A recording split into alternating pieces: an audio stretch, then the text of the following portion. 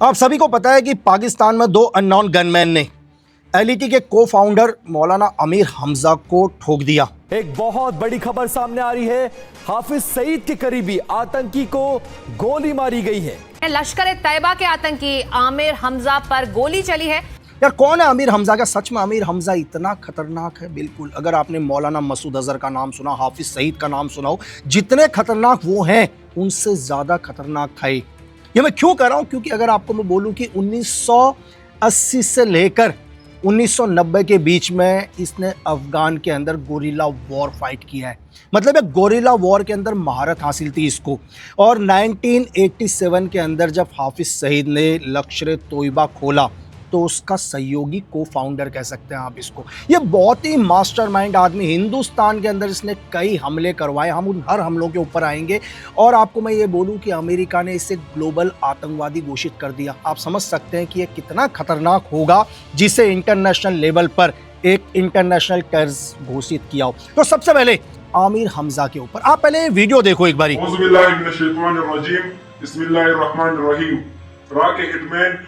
आप पाकिस्तान के खिलाफ बहुत बकवास कर रहे हो, इंशाल्लाह आप 2 महीने में टारगेट हो जाओगे। आपने वीडियो देखा?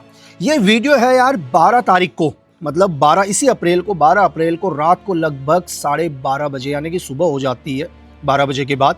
तो पाकिस्तान के एक ट्विटर से, किसी अननोन ट्विटर से मुझे एक थ्रेट आता है जो आपने अभी देखा। और मैंने अर्ली मॉर्निंग 7 बजे इसका रिप्लाई किया। आप उस रिप्लाई को भी देख सकते हैं एक बारी। तुम्हें 2 महीने का वक्त दिया, मैं तुम्हें 10 दिन के अंदर दिखाऊंगा कि हिंदुस्तान कितना पावरफुल है। ये आपने रिप्लाई देखा। इसमें साफ नजर आ रहा है कि उन्होंने बोला कि तुझे 2 महीने के अंदर हम लोग टारगेट कर देंगे। लेकिन मैंने उनको बोला कि यार आप मुझे टारगेट करोगे, लेकिन कम से कम आप इतनी दूर से एक वीडियो बना रहे हैं, आपके हाथ में RPG नजर आ रही है, मुझे यकीनन आप एक आतंकवादी हो, लेकिन वीडियो बनाते समय भी आपके अंदर इतना खौफ कि आप अपना चेहरा नहीं दिखा रहे। मैंने कहा कि आप अपना चेहरा दिखाओ। हमें 2 महीने का वक्त दे रहे हो, हम आपको 10 दिन के अंदर इसका काउंटर करके दिखाएंगे। हम क्यों बोल रहे हैं? क्योंकि हमें हमारी सिक्योरिटी एजेंसीज, हमारी इंटेलिजेंस विंग, हमारे देश के ऊपर भरोसा है। और देख लो, सिर्फ महज 6 ही दिन हुए कि 2 अननोन गनमैन आते हैं और आमिर हमजा को शूट आउट कर देते हैं। अब ये आमिर हमजा, हम इसकी बायोग्राफी के ऊपर आते हैं थोड़ा सा, तो आपको समझ में आ जाएगा कि ये दुनिया के लिए इतना खतरनाक या इतना डेंजर क्यों था कि दुनिया की कोई भी एजेंसी इसे मारना चाहती है या इसे ऊपर पहुंचाना चाहती है। ये हर देश के लिए खतरा है, सिर्फ हिंदुस्तान के लिए ही नहीं। आते हैं हम इसकी बायोग्राफी के ऊपर। आमिर हमजा का जन्म मुंजरावाला पाकिस्तान के अंदर होता है। बचपन से ही ये क्या था, एक जिहादी मानसिकता थी इसकी। मतलब जिहाद को लेके इसने मदरसा के अंदर पढ़ाई करी। वहाँ भी क्या है, वहाँ भी ये जिहाद को ही फॉलो करता था बचपन से ही। और जैसे ये लगभग 16-17 साल का हुआ तो इसने क्या किया, पहली बार मुजाहिदीन ज्वाइन करी। उस टाइम सब आपको पता है कि कोल्ड वॉर चल रहा था, USSR का और अफगान का या आप अमेरिका का।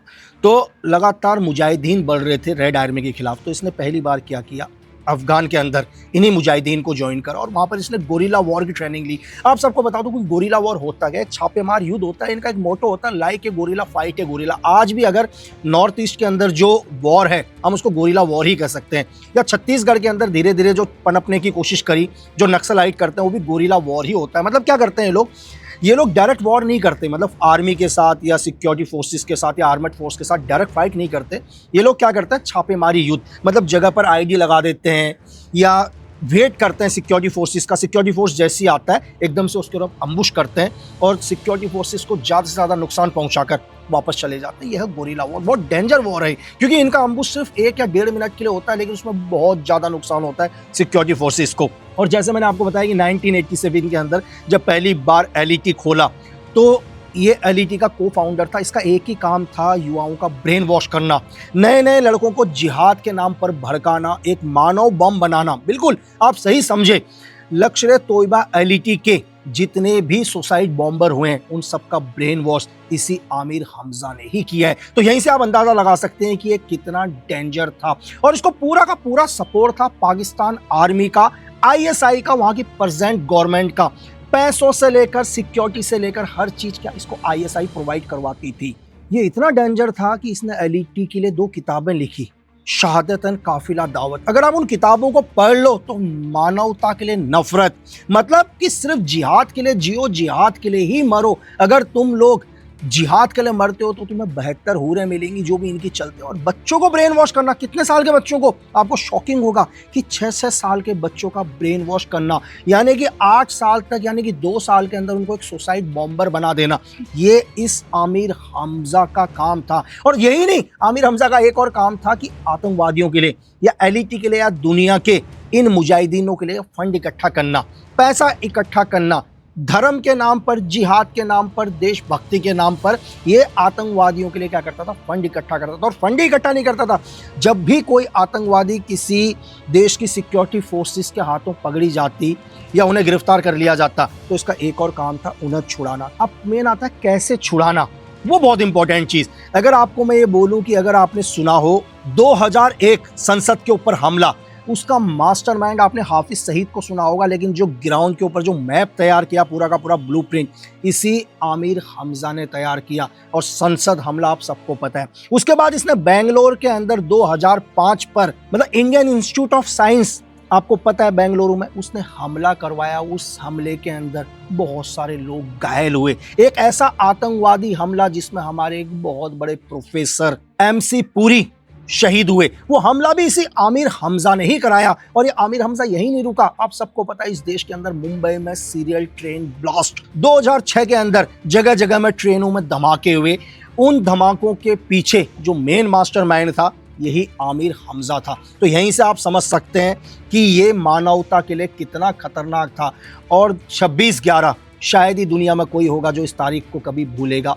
हिंदुस्तान के लिए एक ब्लैक डे। ताज पर अटैक, पाकिस्तान से जो भी आतंकवादी हिंदुस्तान के अंदर आए उन सब का ब्रेन वॉश करने वाला यही आमिर हमजा था, जिसने हिंदुस्तान को 2008 में दहलाया। और इन्हीं सबको देखते हुए इसे 2012 के अंदर अमेरिका ने, US ने एक इंटरनेशनल ग्लोबल टेररिस्ट घोषित किया। तो आप समझ सकते हैं कि आमिर हमजा एक आम आतंकवादी नहीं था, ये क्या था, एक ग्लोबल आतंकवादी था। ये रिकॉर्ड तो मैं वो आपको बता रहा हूं जो हमारे रिकॉर्ड पर हैं। इसने कई देशों के अंदर और आतंकवादी हमले कराए, कई देशों के अंदर इसके ट्रेनिंग कैंप चलते थे जिहाद के नाम पर। ये सिर्फ बच्चों को ही नहीं, महिलाओं को भी क्या करता था, सुसाइड बॉम्बर बनाता था। और इसका एक सबसे खतरनाक काम जिससे जानकर आप शौक होगा, इसने पाकिस्तान के अंदर अपने ही मस्जिद पर धमाका करवाया। और उसका ब्लेम किसके ऊपर लगवाया, उसका ब्लेम लगाया बलोच के ऊपर, उसका ब्लेम लगाया इसने तहरे तालिबान के ऊपर। और बाद में जब इंटेलिजेंस की रिपोर्ट आई तो कहीं ना कहीं मस्जिद धमाके के अंदर भी इसी आमिर हमजा का नाम था। उस मस्जिद धमाके के अंदर कम से कम 30 से 32 लोग मारे गए। और 2018 में FATF का जब बहुत दबाव पड़ा इंटरनेशनली लेवल पर, इकोनॉमिकल एक्शन टास्क फोर्स का जब लगातार दबाव पड़ा और दुनिया का दबाव आया, इसने एक और गेम खेला।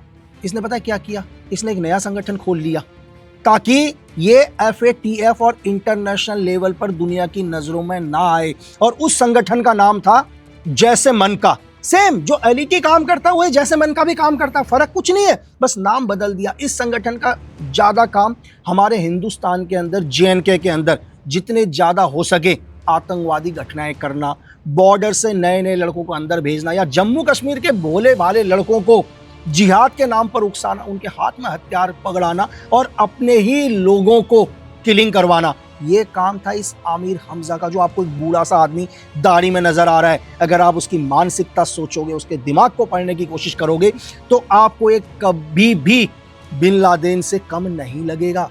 और ऐसा नहीं है कि हमारी एजेंसीज RNW या IB या MI इसको ट्रैक नहीं कर रही थी, इसको लगातार फॉलो किया जा रहा था। और 2025 21 मई के ऊपर भी इसके ऊपर एक हमला किया गया। जैसे ही अपने घर से बाहर निकला, अननोन गनमैन ने इसको शूट आउट किया, लेकिन इसकी किस्मत बहुत अच्छी थी उस वक्त कि इसको 2 गोलियां लगी पीठ पर। और ISI ने इसको इमरजेंसी क्या किया, मिलिट्री हॉस्पिटल में एडमिट किया, एक बड़ी डॉक्टरों की टीम लगाई और ये बच गया। और कल आप सबको पता है, यानी कि 16 तारीख को, जब ये 24 SD न्यूज़, एक लोकल न्यूज़ चैनल है, वहाँ से एक रिकॉर्डिंग करके बाहर निकल रहा था। जैसे ये निकला, निकलने के बाद लाहौर में एक हमदर्द चौराहा है, बहुत भीड़ भाड़ वाला एरिया, जैसे ही एक गाड़ी के पास इसकी गाड़ी धीरे होती है तो पहले से ही दो अननोन गनमैन जिन्होंने क्या कर रखा था, बुर्खा पहना हुआ था, वो नज़दीक से इसकी गाड़ी के पास आते हैं और जिस साइड से आमिर हमजा बैठा हुआ था, पहला अननोन गनमैन 3 राउंड फायर मारता है और पीछे से एक दूसरा अननोन गनमैन आता है, चौथा राउंड वो भी फायर मारता है। और मैं ये आपको बताऊं कि उस गाड़ी के अंदर पाकिस्तान लाहौर हाई कोर्ट के एक रिटायर्ड जज भी बैठे हुए थे। आईएसआई ने ये बात किसी को नहीं बताई, इस बात को दबाने की कोशिश करी। जज साहब का नाम था मोहम्मद गाजी और मैं आपको ये बताऊं कि मोहम्मद गाजी भी इस हमले में घायल हुए, लेकिन वहाँ की कोई भी मीडिया या कोई भी इंटेल इस बारे में बात नहीं करना चाहता, क्योंकि आईएसआई का पूरा दबाव आपको पता है, या पाकिस्तान मिलिट्री का पूरा का दबाव वहाँ की मीडिया, वहाँ के लोगों के ऊपर है। और इसको नज़दीक में एक मियो हॉस्पिटल है, वहाँ से 4.8 किलोमीटर दूर, वहाँ जाके एडमिट किया गया। लेकिन इंटेल कहते हैं कि ये मर चुका है। लेकिन इस टाइम क्या है, आप सबको पता है कि पाकिस्तान के field marshal Asim Munir Iran के दौरे पर गए हुए हैं, वो ईरान के दौरे पर हैं। अगर एकदम से आमिर हमजा की मौत की खबर पाकिस्तान के अंदर आती है, एलईटी के अंदर आती है, तो पाकिस्तान के एलईटी या वहाँ के आतंकवादियों के मॉरल के ऊपर बहुत बड़ा असर पड़ता है। तो आईएसआई का काम क्या है कि अभी इस बात को धीरे धीरे दबाओ, उनको बोलो कि उनकी हालत बहुत क्रिटिकल है और वो जल्दी सही हो जाएंगे। अब 2-3 दिन के बाद बोलेंगे न्यूज़ में कि आमिर हमजा मारे गए, तो आप ये समझ सकते हैं कि ऐसा नहीं है कि दुनिया में हमारी एजेंसीज किसी भी आतंकवादी को भूल जाते, नहीं, थोड़ा सा वक्त लगता है। क्योंकि जिन आतंकवादियों को सोचो कि पाकिस्तान की आर्मी, वहाँ की आईएसआई, वहाँ की पूरी गवर्नमेंट का सपोर्ट है, तो उन्हें मारने में थोड़ा सा तो वक्त लगेगा। लेकिन मैंने आपसे हमेशा एक चीज़ बोली कि हिंदुस्तान ने एक वादा किया है कि अगर दुनिया में तुम कहीं भी रहो, किसी भी मुल्क में, किसी भी जाति, किसी भी धर्म के होंगे, अगर तुमने हमारे देश को कभी भी थ्रेट पहुँचाने की कोशिश करी या करी होगी, तो तुम कभी भी अपनी कुदरती मौत नहीं मरोगी। थैंक यू, जय हिंद। क्योंकि मैं आपसे हमेशा कहता हूँ, देश प्रेम से बड़ा दुनिया में कोई धर्म नहीं।